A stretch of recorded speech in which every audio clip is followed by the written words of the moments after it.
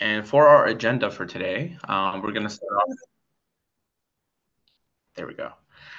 So like we said, we're going to start off with some opening remarks, introductions.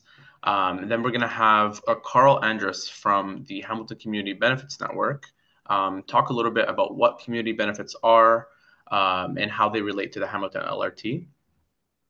Then we're going to have Rosemary Powell from the Toronto Community Benefits Network to talk a little bit about the successes that they've had with community benefits agreements in the past.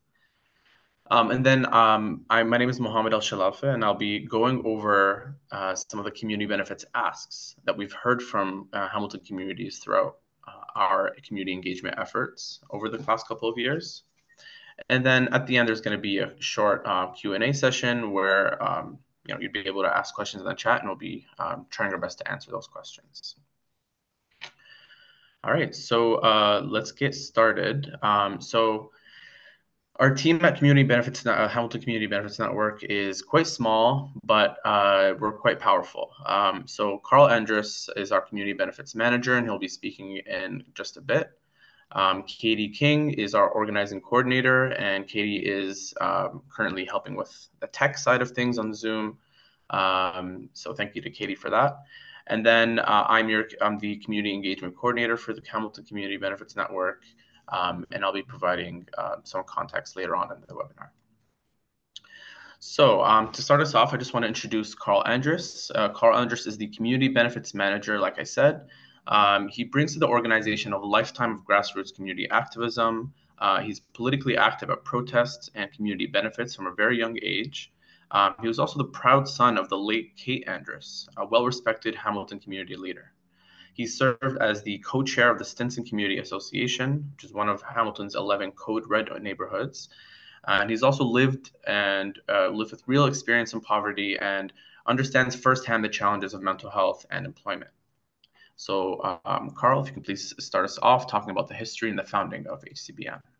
Yeah, so just to give a little bit of context, the Hamilton Community Benefits Network was actually founded back in 2015, 2016, when the first announcement for full funding of the Hamilton Light Rail was announced by the then Liberal government, going back quite a number of years ago. And we were inspired by the successes, which you'll hear a little bit about from Rosemary, in the Toronto Community Benefits Network and their negotiations with Metrolinx in securing a community benefits framework agreement for their transit projects in the city of Hamilton.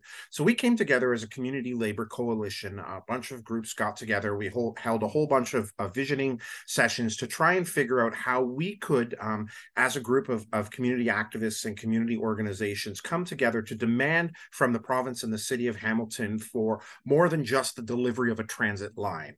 Obviously, we were getting a light rail transit. It was going to improve public transit access across 14 kilometers of the lower city, running from Eastgate to now McMaster University.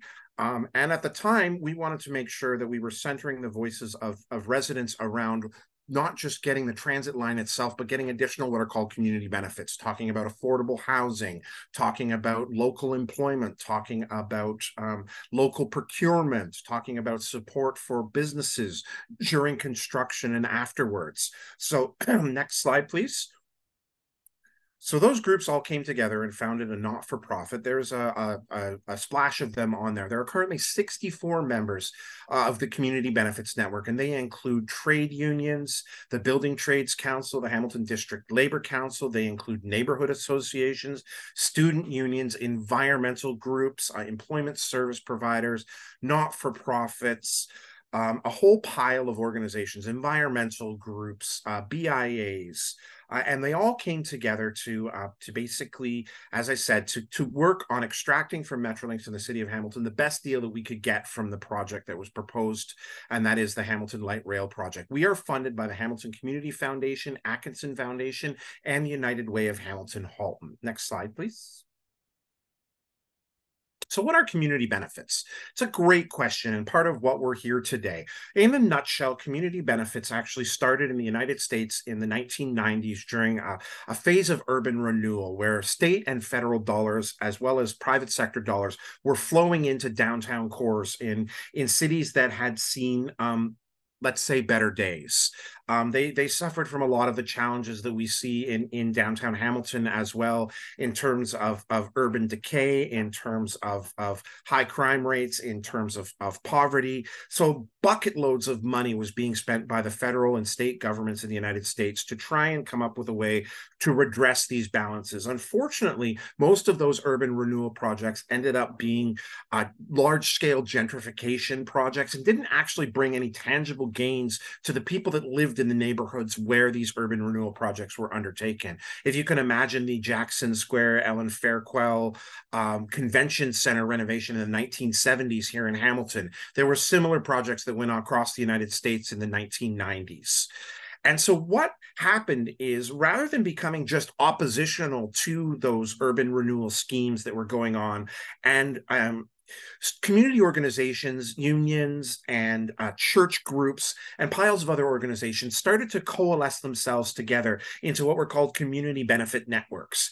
And what they tried to do is they tried to say, well, we can't really stop this change that's going on in our neighborhood, and we have tried. But what they started to do is they started to take a different stance. So they said that rather than strictly opposing the projects, they started to demand terms and conditions on the spending of what was ostensibly public dollars in public spaces. And they started to demand what were called community benefits from those projects. You can think of it a little bit like a labor negotiation. So these unions, community groups, neighborhood associations, churches, activist groups, not-for-profits, environmental groups, they started to say, okay, you're going to spend all of this public money on renewing our urban cores. What are you going to deliver in terms of affordable housing, in terms of decent work, in terms of environmental outcomes? And so they started to make these demands, and they started to be realized through community benefit agreements. Next slide.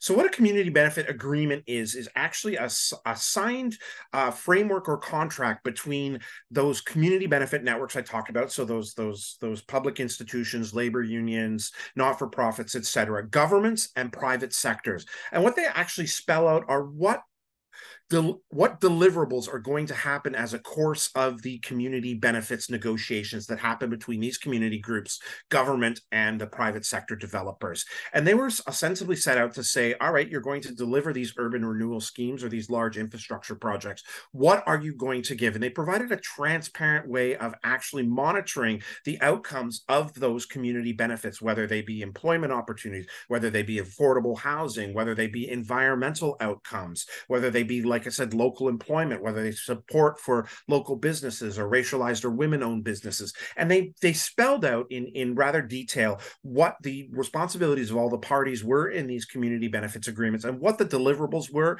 and more importantly, how they were going to be monitored and how they were going to be overseen. So these are very important. There's the community benefits, which can be basically anything that a group of community organizations are able to extract from developers and governments under large-scale infrastructure projects. And the community benefits agreements are the binding agreements that make it monitored, make it transparent, and actually have some kind of reporting process for communities to see what is being shown. So next slide, please. So Hamilton Community Benefits Network has spent a very long time advocating for community benefits with the city and with Metrolinx. And over the course of our success as a not-for-profit organization, we're actually considered a very valid community stakeholder, not just by our elected leaders, but of course by stakeholders themselves, by Metrolinx, by the chamber, by the BIAs. So we actually sit as a member on non-voting, but as a member similar to the Chamber of Commerce on Hamilton's LRT subcommittee meeting. And what that allows us to do is to actually ask questions of senior staff, of Metrolinx, of City of Hamilton employees, and of delegates to the committee, so that we can clarify any presentations that are being made by city staff, and really ask some of those pointed questions to make sure that the community benefits conversation is centered right at the LRT subcommittee at City Hall, so that the voices of our community partners and voices like yourselves that we hear through the engagement processes that you're going to hear about are centered in the decision making for the Hamilton Light Rail. So as that community stakeholder, we represent various business sector and demographics in Hamilton.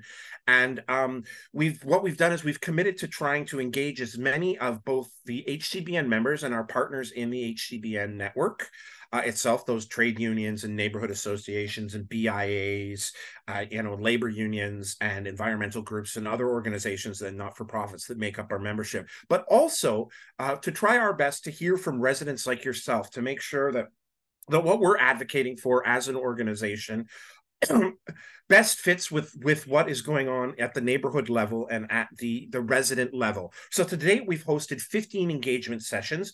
Due to the pandemic, some of them had to be facilitated online through Zoom. Some were in-person focus groups. We've also conducted 3 surveys with over 2,137 responses from Hamilton residents. And through the course of those that we have taken and what you're going to hear about today, we've distilled those different feedbacks that we've heard from both our stakeholders, our HCBN members, residents like yourself through our engagement sessions and through our surveys into a report that we're here to learn about today and to learn about some of the things that we heard from community and that we're going to be advocating for. We also meet regularly with Metrolinx and with city staff to talk about specific design changes to the project itself before it's even gone out to tender. So right now, we were actually instrumental in getting the city to agree to tree replacements, to agree to more cycling infrastructure, to agree to water bottle filling stations at every LRT station stop. If you can imagine, there were no plans for water fountains at every one of the 17 station stops. Bike parking was one of the things that we heard that we were able to get. Commitment to trees, green spaces, and bioswales around LRT stations or some of the stuff, but you'll hear more about that as we get to Mohammed's presentation. Next slide, please. So what's happening with the Hamilton light rail transit? This is a question we get at every information session because Metrolinx has done such a poor job of communicating to anyone what's actually going on with the project. So right now, as you may have observed from the media, the project was canceled back in 2019 by the Ford government. At that time, there was a lot of lobbying that went on behind closed doors, not just by ourselves, but major players like developers and like the Chamber of Commerce, in order to secure funding from both the federal and provincial government to renew the project. That project was renewed. A memorandum of understanding was signed between the City of Hamilton and Metrolinx to build the original project. However, since the original project was envisioned, you have to remember the work on design of the LRT goes back to 2016. That was the last time that there was fundamental design work done on the Hamilton Light Rail project. And things have changed substantially in the city of Hamilton since then. We have had what they're called the Complete Streets Guidelines. So the previous term of council certified a guideline that's going to change how we build our streets to make them more pedestrian friendly, to make them more friendly for alternate mobility choices other than cars. So the truck route master plan has changed and been implemented. So trucks are no longer supposed to go through a majority of the areas where the LRT is going to be in the lower city.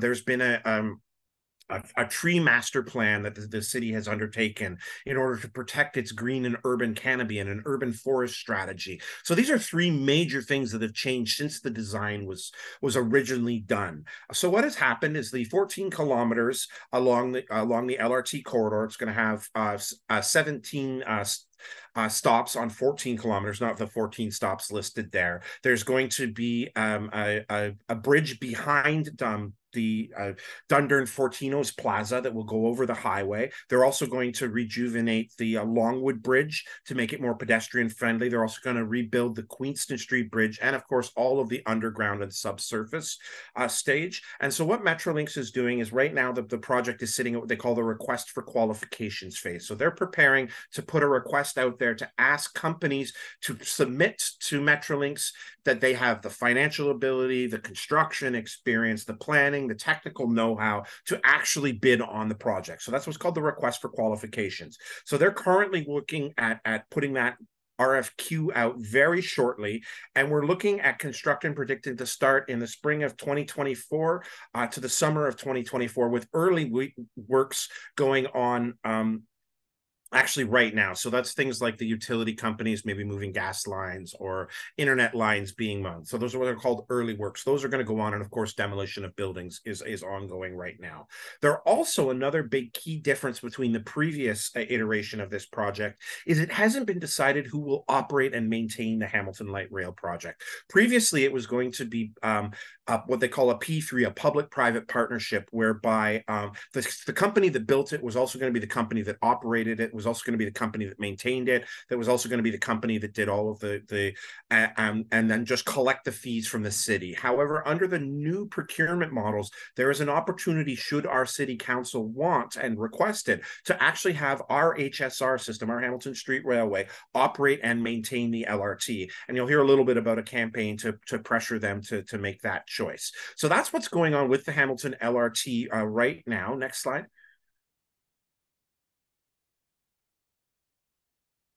And that takes us to the engagement sessions, those 15 engagement sessions that we undertook, as well as the stakeholder engagement we do with our HCBN members that are part of the network. And what we have asking people to summarize is basically, who do you think will be most impacted by the light rail transit system? So that's the questions we ask.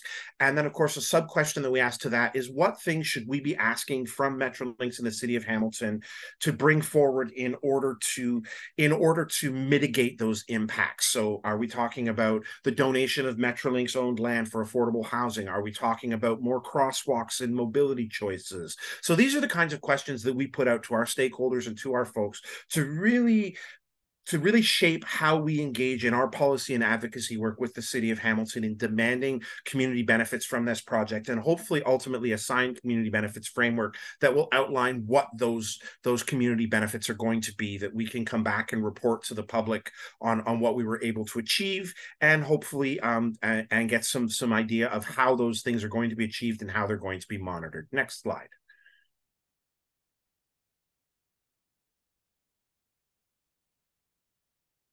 Next one.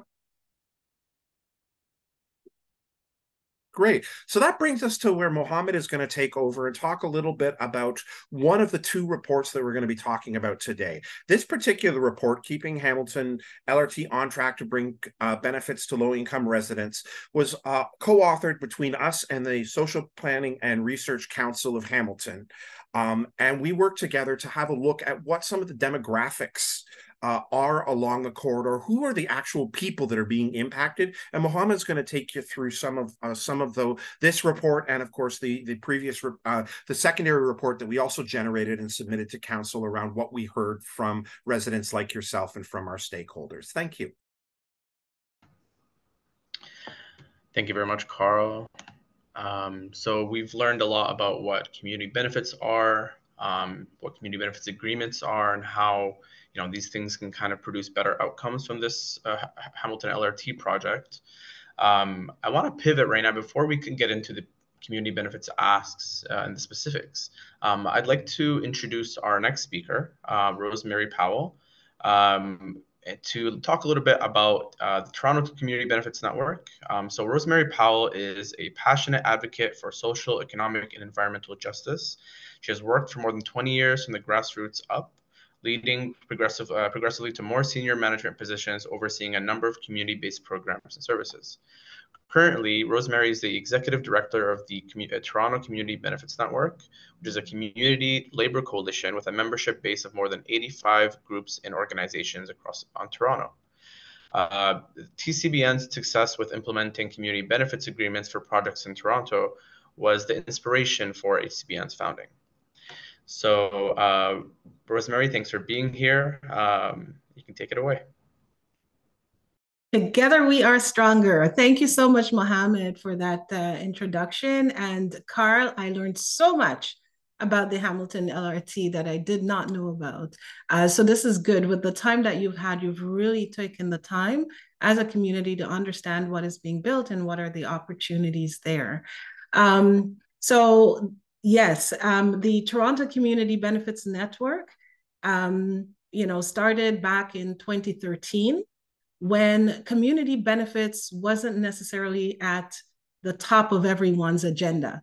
So it took us 2 years to negotiate, just like you're doing right now, Carl, and the community and labor leaders over there in Hamilton, just understanding the project and really looking at who you need to talk with, what kind of opportunities you might be able to pull from it. And so with the experience that we've had since 2013 doing this, I can definitely say that we have had some lessons learned that are going to really be helpful for your journey as you go forward. But I know that you're also looking at building on what we've done in Toronto, which is great. There's a lot of opportunities for innovation there.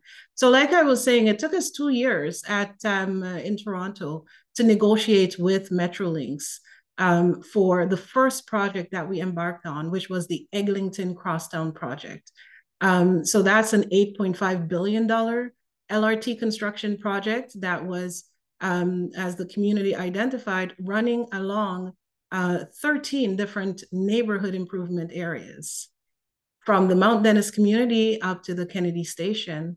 And for us, it was really a travesty to know that this planning was underway for many, many, many years without any real consideration for how the local communities are going to be able to benefit from it, from the jobs and opportunities that were going to be created. When we talk about neighborhood improvement areas or priority areas in Toronto, it's because these are communities who have been experiencing high levels of unemployment, issues related to poverty, issues related to significant need for investment in their neighborhoods in general. And we were looking at a project with our taxpayer funds being used to be built without even thinking about how it's going to have an impact on the community. And so that's when we started to activate.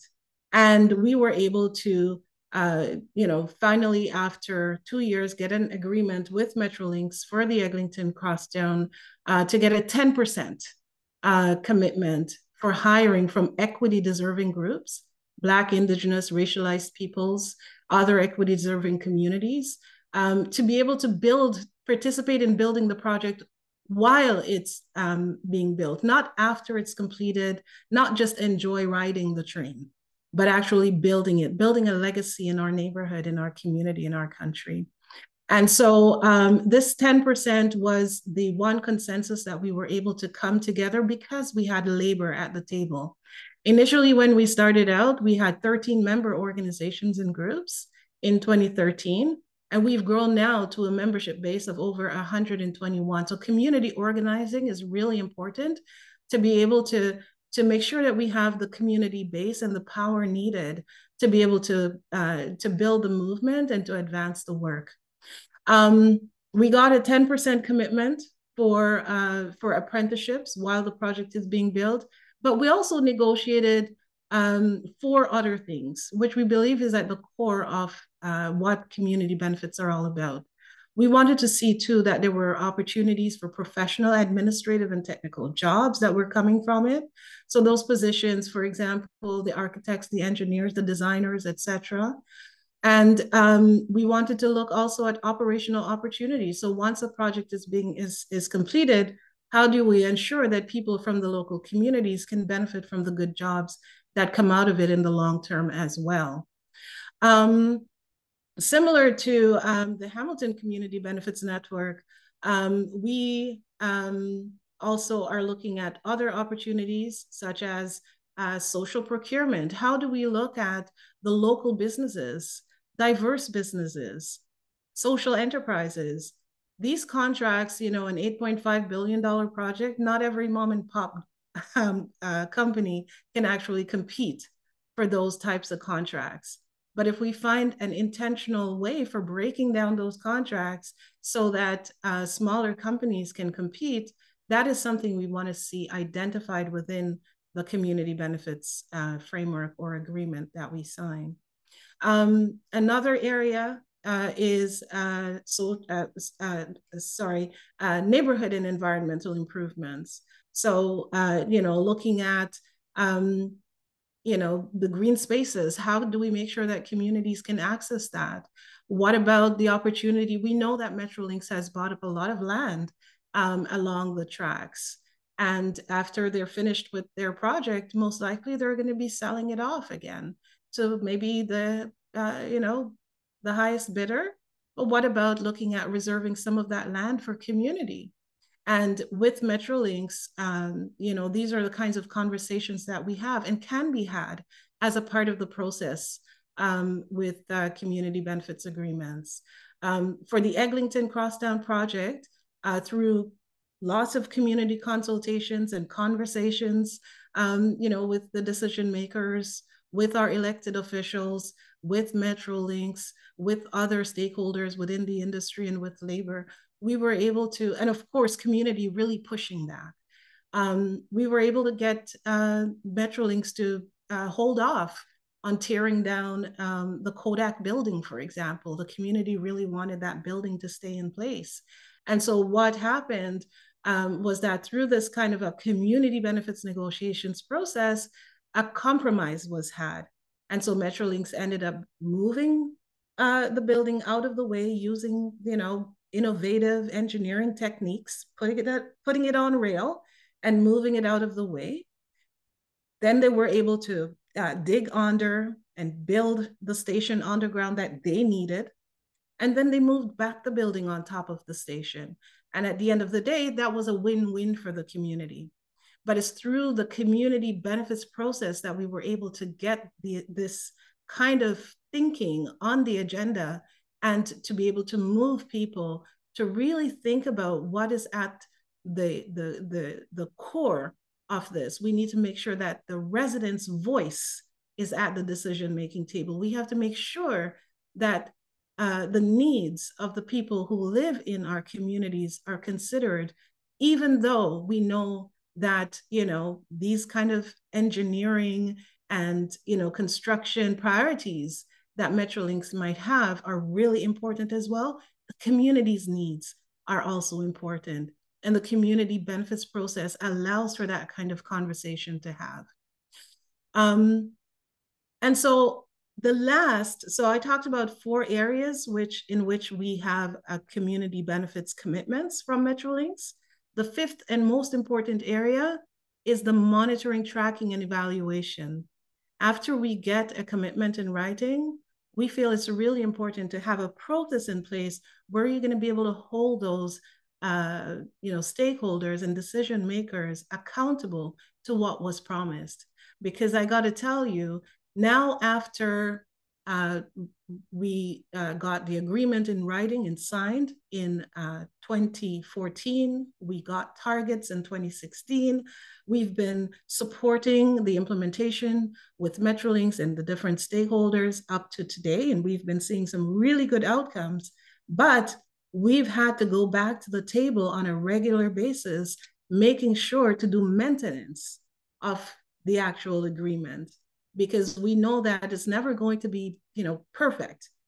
There are things that are going to need to be fixed. We're going to identify issues along the way.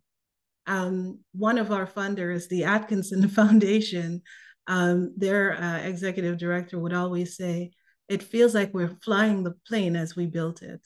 As we're building it. And that's how it felt many times. And we've had a lot of lessons learned in terms of the implementation, especially within the employment, apprenticeships, and employment aspect of the work as well, and also the relationship building with the general contractors and different stakeholders, as well as with the social procurement. So those are things that we're ready and willing to share with the Hamilton Community Benefits Network as you continue and push forward with your journey for community benefits.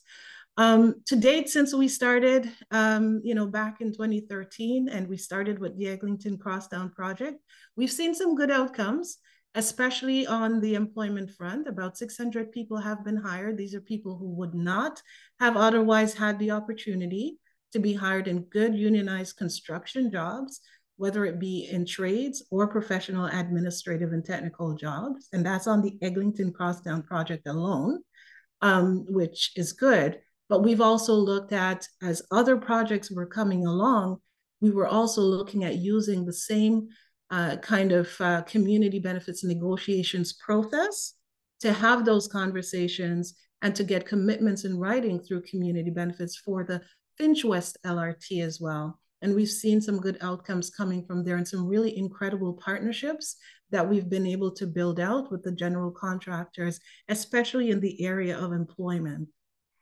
We've also had the community benefits negotiated on the West Park Healthcare Center, which is one of 5 community benefits projects that the government of Ontario had agreed to implement. And outside of the Metrolinx and the transit file, we've also been successful in collaborating with the City of Toronto, who led the process to get a community benefits agreement on the Woodbine Casino. And so with all of these projects that we've undertaken, I would say since 2016 to now, we've seen over 2,000 people hired this way. But we've also seen a community that is growing, that is stronger, that understands the development process and how they can intervene in the different phases of development, because there are different opportunities that you can generate, whether it be from the design, the build, the operation, and the maintenance. And so those are the kinds of things to think about as you're looking at negotiating what kind of clauses you want to include in your agreement. Finch West LRT was different. The different community benefits projects usually have different kinds of opportunities that you can tap into. For example, the Finch West LRT Metrolinx was able to, I guess, come to a compromise with community after lots of community engagement and push by really, committed and, powerful community voices on the ground, like the Jane and Finch Community and Family Center, like CAPG, TCBN behind them, supporting them all the way, but also just, community residents and leaders who came out every day, who went and spoke to their elected representatives, who paid attention to the file. They were able to get a land transfer. So Metrolinx agreed in the community benefits agreement that they would basically designate land for the community so that after the Finch West LRT is built, the community can do the necessary to get their a recreation center built on the property. And so that was an incredible achievement for the Jane and Finch community, but it didn't happen without a fight. But these are the kinds of things that the community benefits process allows you to be able to imagine and to negotiate and to work through. It takes commitment and it takes vision. And so I'm really, pleased to be able to be with you today. And I'd love to take questions in terms of any kind of, advice that you would like as you go about this process. But one thing that I would leave with you is that community benefits, it's, everybody wants community benefits, right? But we believe that there needs to be some standards and some best practices associated with it. Community benefits needs to be smart. So they need to be specific, tied to a public infrastructure or urban development project. It needs to be measurable. It needs to be legally binding and transparent with minimum hard targets that are measurable through an agreed upon tracking, monitoring, and evaluation framework. It also needs to be achievable. So bound to the developer, the contractor, the subcontractors, and the unions who are responsible for carrying out the work. So we need to make sure that everyone who are going to be responsible for carrying out the work, that they're signed to a contract, because you need all of them to be able to participate, all of them to be able to take leadership in their places and spaces to be able to move it. Because it is a bit of a heavy lifting until you start getting the systems in place and you start getting things moving. It also needs to be relevant with a range of community benefits throughout the life cycle of the project. Look at all phases from you know, planning to design to the build to the operation and the maintenance, what kind of community benefits can you extract from that? What are the kinds of things that you can put on paper so that you could be prepared to do the necessary, all the different stakeholders coming together to actually make it work. And it needs to be time bound. We talk about, and that's what I'm really so pleased to see the Hamilton community benefits and Carl's presentation, that even before the project is being built, you're already talking about it. You're having all the right conversations, and you're looking at, putting in those building blocks to make sure that you're going to have something that is solid and that everybody is on board with, and that you're going to be able to move forward with in a unified way. Because at the end of the day, it's going to take all of us, because we know that when we build, we have to build smart. We cannot leave anybody behind. So looking forward to any kind of questions that you might have for me today. Thank you. Thank you so much, Rosemary. That was really great. I really appreciate you being here. We also really appreciate all the work you do in Toronto. Your work speaks for itself, and we truly take inspiration from the work that you do. And we hope to implement the lessons you've learned in our local context here. So if anyone has any questions, you can leave them in the chat. And at the end of the webinar, after my section, we're going to be going through some of these questions. All right, so I'm just going to go back to sharing my screen.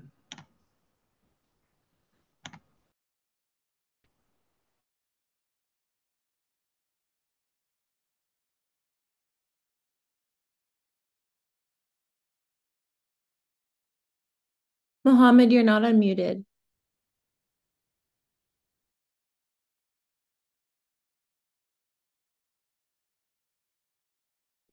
Or you're muted. There. Yes. Sorry about that, everyone. Okay, so something that we found to be really important is the demographics of who's actually going to be impacted by the LRT project, right? Because a lot of the impact will be disproportional. Obviously, like Carl said, it's going to be 14 kilometers of the most densely populated area in the city, and we need to make sure that we're keeping an eye out for the things that matter, and the groups that are going to be impacted disproportionately, whether negative or positive. So 27% of Hamilton's residents live in the neighborhoods along the LRT corridor. 48% of those residents are low income. And in terms of, I think in racial demographics, we have 93% of low income Indigenous communities live along the LRT corridor, 86% for Southeast Asians, 72% for West Asian communities, 68% for Black communities, and 67% for Chinese communities. So all these groups have the most overrepresentation on the LRT corridor, so they're most likely to be the most impacted by the LRT corridor. And then 66% of low-income people along the corridor are temporary workers. So 78% are casual, short-term, or seasonal workers. And this matters a lot because of what Rosemary said right now about the employment opportunities that can come about of this project and who these employment and training opportunities should go to. And I'll talk a little bit more about that in a sec. So I'm just going to start off with some of the findings of our community engagement. Like Carl said, we've been doing some community engagement efforts over the last couple of years, and we've been able to compile those over the last couple of months into a report, which you can find on our website. But essentially, what we've done is we've broke it down into 9 different themes to kind of help group in certain community asks together. And we've listed them in order of priority. Number 1, to no one's surprise, is affordable housing.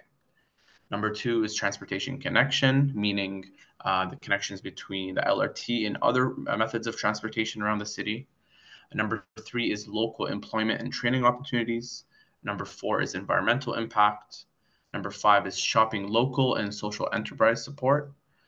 Number 6 is community spaces. Number 7 is physical accessibility.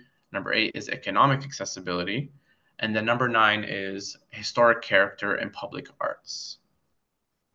And so I'm going to be going through these sections one by one to kind of give the most commonly requested or the most commonly expressed community benefits asks.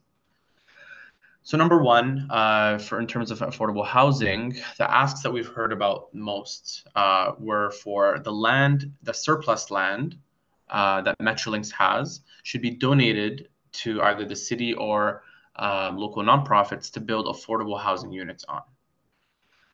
Another ask was that any land sold to the private sector should include a percentage of affordable housing units within that development.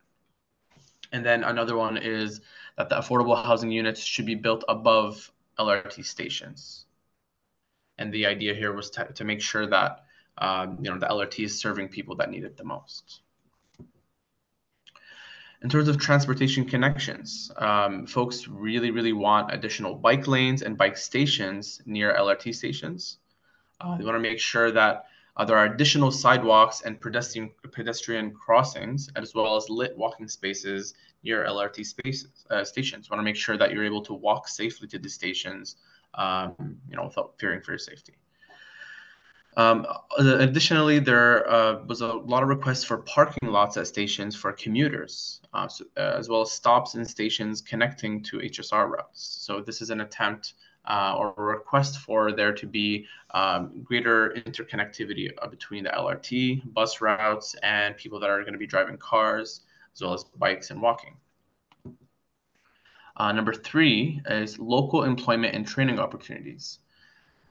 So a common ask that we've heard is for Metrolinx to work in tandem with local nonprofits such as the Immigrant Working Center, YMCA, and the Unionized Building Trade Allies in terms of figuring out where these local employment and trading opportunities should go and who's going to be actually delivering these trainings and so on and so forth.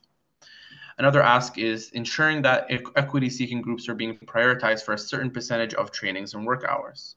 Like we talked about earlier, there are groups that are going to be, immensely, disproportionately impacted by the LRT, and we want to make sure that these groups are being, somewhat compensated in a way where they're at least getting a job out of it, or getting training opportunities, or possibly a career in the trades or an administrative or professional work.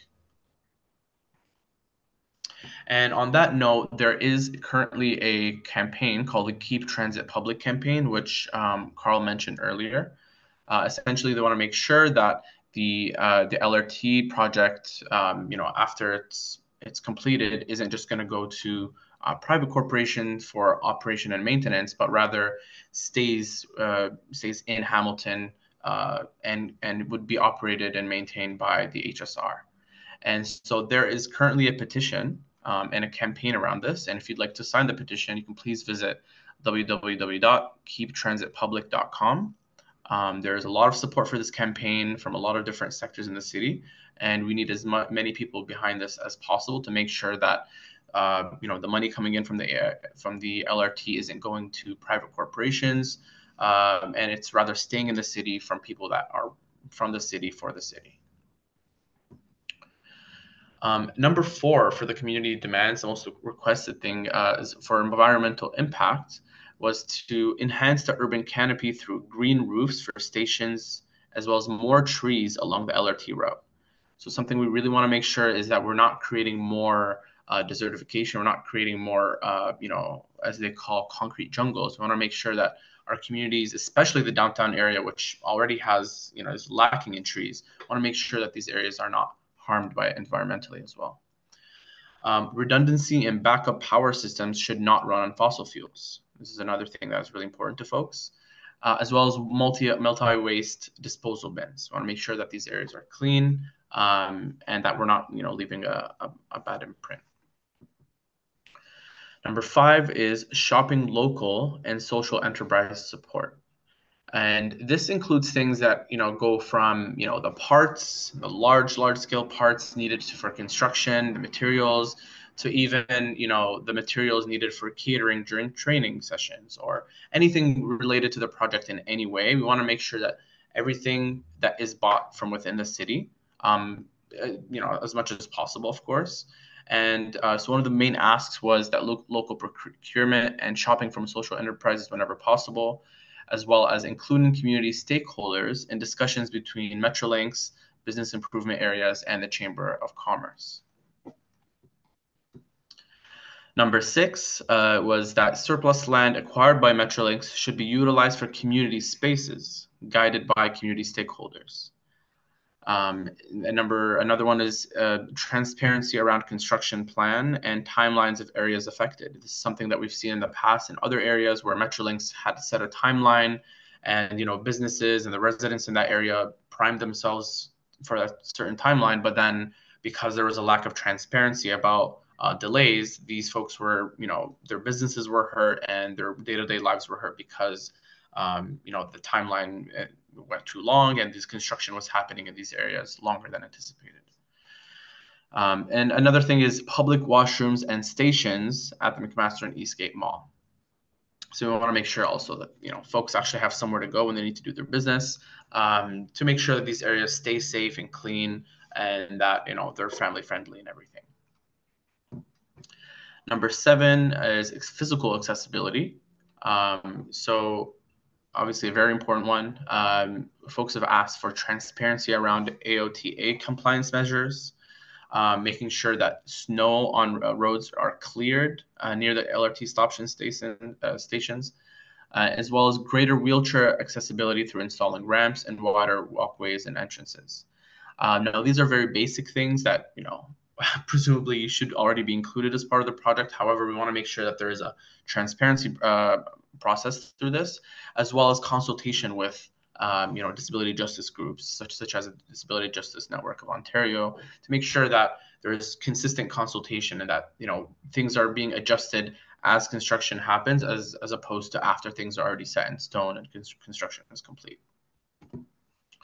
Number 8 is economic accessibility, which is also very important. We want to make sure that folks are able to actually afford to get on the LRT, or else what is it for?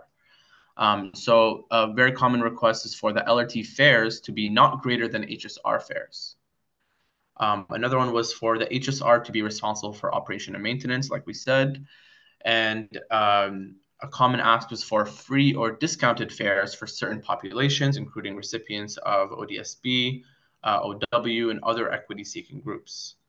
So this is kind of a broad ask. A lot of folks ask for example, students to be able to access it for free. Some, K through 12. Some people ask for elders. So there are different groups that could definitely benefit from this. And then the last one is historic character and public arts. So a lot of folks don't want to see the historic character of Hamilton destroyed. They're really excited by the opportunities presented by the LRT, but they don't want to see the city change in a way that makes it unrecognizable. And then also a lot of people care about making sure that there's public art around these areas, and it's not just kind of cookie cutter, plain buildings that are uninspiring. So one of the main asks that we heard in this theme is for Metrolinx to inform the public of their intention to not demolish any buildings with historical value. So this goes back to the point of transparency that Carl was talking about. We need to make sure that we're holding Metrolinx accountable, making sure that they're being transparent with every one of these areas, and that we're consistently consulted for things that matter. Another thing is community input on station design and naming, as well as commissioning local artists. Of course, we want to see local artists contribute to the local scene that they're in, right? So this presents a lot of opportunities for our local artists, which unfortunately go, a lot of times, severely underpaid. This is a great opportunity to give them, the opportunity to make an impression on their local communities. And then the last one is beautifying the city wherever possible to integrate the LRT into the character of the city in a positive way. So this, goes without needing a lot of explanation. We want to make sure that the LRT beautifies the city instead of making it look worse and make the experience of living in the city worse. So these are the community benefits asks that we've heard. Now, of course, we're consistently going back to the community to update ourselves on what people care about. We want to make sure that we're not out of date with these asks, because what we're hearing from folks, those community benefits asks I've just presented, are essentially what we're presenting to Metrolinx in the city of Hamilton when we meet with them. Obviously, this presentation, we don't have a time to go through all of the asks and go through it in detail. However, when we do meet with the city and Metrolinx, which is quite regular, we provide them with more detail and more context, of course. Now, what can community benefits do?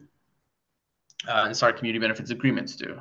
We talked a little bit about that earlier. However, to kind of go through it in more detail, or in summary, what they can do is they can change the trajectory of an infrastructure project, right? So we want to make sure that we're getting these things, we're talking about these things beforehand, so that we're not, kind of scrambling and people are not upset after things are already completed and construction is happening, because it's a lot more difficult to change things after they're already completed.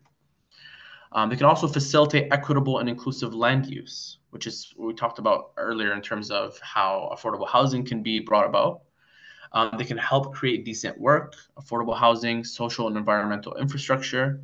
They can help mitigate the negative impacts of an infrastructure project, which we've talked about earlier in terms of how construction is going to be impacting communities. It can also aim to be collective and cohesive wins for the community as a whole.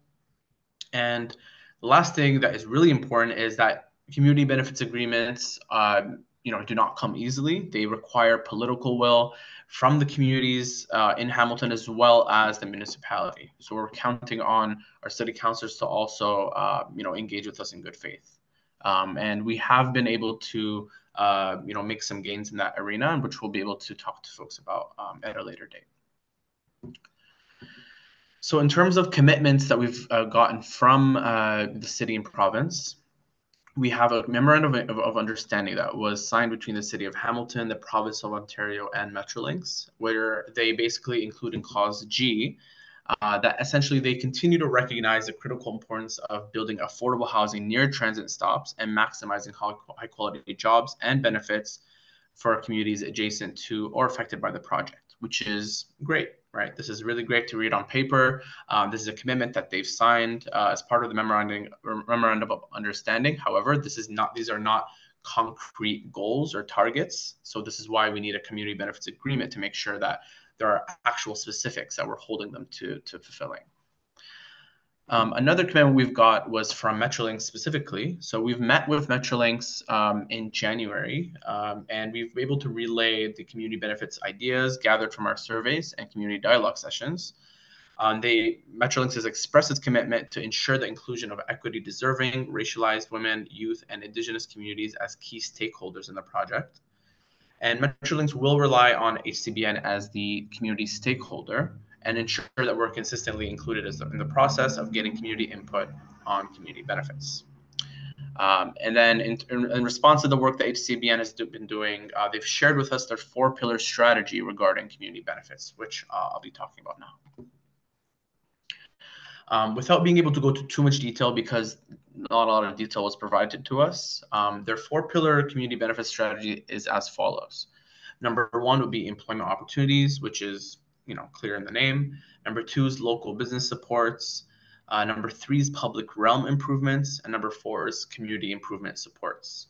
And now number 3 and 4 may be kind of similar. However, there is a difference in the scale. After receiving clarification, public realms improvements is more so for the period during construction. Just making sure that businesses are being receiving support.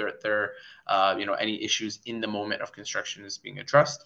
And community improvement supports are more so permanent things that should last beyond just the construction period of the project. So these 4 pillars are yet to be expanded on in a way that provides us with more context. However, we will continue to meet with Metrolinx and the City of Hamilton through the Hamilton LRT subcommittee and make sure that they provide us with clarification and that we're holding them to these pillars and not just kind of having them sit on a piece of paper. So this is also what they said. They said that they recognize the importance of a robust and holistic approach to maximizing the benefits of our construction projects and communities across the greater Golden Horseshoe. We will remain engaged with the Hamilton Community Benefits Network as we continue our mission to improve and expand public transit across the region. Now, this all sounds really great. Like I said, we just want to make sure that these things are actually solid commitments as opposed to just kind of, like I said, words on a paper. All right, so thank you very much, everyone, for coming. Now we're going to be talking a little bit about, we're going to be taking some questions, actually. So if anyone has any questions that they haven't submitted in the chat yet, now is your chance. So I'm going to be reading some of those questions, and hopefully, we're going to have our speakers answer some of those questions. So the first one we have is a question for Rosemary. And it says, how do you measure a community benefits agreement goal?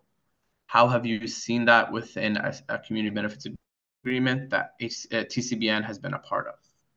Okay, good question. So I keep reminding that for the most part, TCBN has really drilled into working on the apprenticeships and the employment side of the community benefits agreement.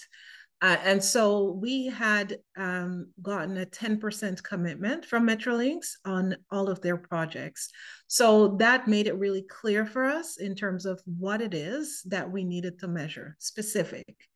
And one of the processes that we put in place real early is to have a working group, a community benefits working group that was going to be responsible for meeting on a quarterly basis, looking at what we said that we would do, looking at what it is that we need to do in order to implement, what are the issues and challenges that we're experiencing as we're implementing it, and what can we do collectively to try to address the issues. And so, for example, if we look at the Eglinton Crosstown with a 10% requirement, we had these quarterly meetings with Metrolinx, with the general contractors, with TCBN, with other community partners, with Infrastructure Ontario, City of Toronto, Ministry of Labor was also at the table. So all the key stakeholders need to be at the table to make sure that we're all on the same page and working together and that we can collaborate to address issues. What we did was we identified what we called proxies in terms of community organizations and employment services providers, as well as pre-apprenticeship service providers that are going to be able to, that could be, good feeder or pathways where we can get people from equity deserving groups, to do recruitment with them, to provide training, wraparound supports, et cetera, et cetera. So we know, for example, with Building Up, which is a social enterprise, they do training in apprenticeships in the trades, and they also support mostly Black and other racialized communities. So we know that when we go through Building Up, and if people get hired on the project, we can be pretty sure that they meet the community benefits requirement. And then we ask for the general contractor to give us the stats on, okay, how many Black, racialized, how many, where did they come from in terms, where did you place them? With what union? Was it with the carpenters union, the electrical union, the plumbers union? And these are stats that they give us on a quarterly basis. What we saw was that these numbers weren't coming through in terms of, the expectation for 10%. And so for a very long time, they really lagged behind, coming up with outcomes of like 3.5%, which was really, really challenging to try to kind of push behind. But we were having trouble with people providing the information in terms of their self-identities, having trouble with collecting the information, et cetera, et cetera. So together we had to work out, how we were going to do that in a better way. And also we had major problems getting the subcontractors to provide the information up to the general contractors. So that was a major problem, which really prevented us from getting the good quality information that we needed. But we did get some information that we could work with. And, we have something we could work with, but we did implement better solutions for monitoring tracking on the next project, which was the Finch West LRT. That was a long answer, but just to say that even something like that, each goal that you have You have to think about it in advance and think about what those processes are going to look like in terms of the monitoring, tracking, and evaluation, and who needs to be involved and who needs to be responsible and accountable for providing that information, and what kind of resources you're going to invest in getting that information. Hope it helped. Thank you, Rosemary. I think that was a great answer. Our next question is for Carl, and it says, how often do you meet with Metrolinx? I can see through the presentation that they have been transparent. What did you do to build that relationship? So I guess it's a multi-part question. Yeah, so absolutely. So I meet monthly with the manager for the Hamilton LRT Office of Community Engagement. I also meet fairly regularly with Jason Thorne, who is the head of the Hamilton Economic Development Office, which the LRT director is situated under. So that's the Hamilton side and the Metrolink side. So I meet with both of them just monthly to keep conversations going. In fact, Rosemary, myself, and Kumsa, who's here from the TCBN, just did a tour of the Finch West and Mississauga LRT operation and maintenance facilities to have a conversation about that. In terms of so those are in terms of when we're meeting. And in terms of the relationship with Metrolinx, it has been built since HCBN's inception back in 2016, and also has been built because of the activism of HCBN, its members and partners, including our Just Recovery partners. So it took us a long time to build a cordial and respectful relationship where we were granted the same kind of authority as the Hamilton Chamber of Commerce, for example, including membership on the LRT subcommittee meeting. So that came, although the example of TCBN opened the door for us and gave us a place at the table. A lot of it has been done over time in relationship building, and of course, for example, embarrassing Metrolinx sometimes on the LRT subcommittee meeting when one of their project VPs come down from Toronto to talk about community benefits. I actually have an opportunity, because I sit on the committee, to ask them questions directly, so it keeps them on their toes, because that's for the public record and in front of all of our city councillor. So it has taken quite some time to kind of build that relationship. So I hope that answers the question. Thank you, Carl. We have one more question, and then we'll be wrapping up. And this question is for Rosemary, and it says, what was the most challenging project and why? I think the first project, the Eglinton Crosstown, was the most challenging because, like I kind of alluded to, it was the, building the plane while we're flying it. We didn't have any implementation models and good practices that we could look to. The United States, yes, they have implemented community benefits in in the United States, the UK, even Indigenous communities have implemented impact benefits agreements. But we don't have like a roadmap, a blueprint that we could look to say, okay, now that we have an agreement, okay, how do we implement all of this? It also took, us we were a small organization with 2.5 staff. At the very beginning in 2016. And we really had to ramp up to figure out all of this together with all the different partners. And I would say the biggest problem that we realized, and which we knew going in would happen, but it just never got itself resolved at the beginning, was the fact that we had an agreement with Metrolinx. Metrolinx had an agreement with the general contractor, but there was no agreement necessarily with our union partners for them to participate or to be a signatory stakeholder to the community benefits agreement. And there was no signatory agreement with the subcontractors either. And so the general contractors, they don't do all of the hiring themselves. Some of them will, like for example, on the Eglinton Crosstown, they only were responsible for 20% of the hiring. 80% of the hiring was done through subcontractors, but there were no flow-through agreements.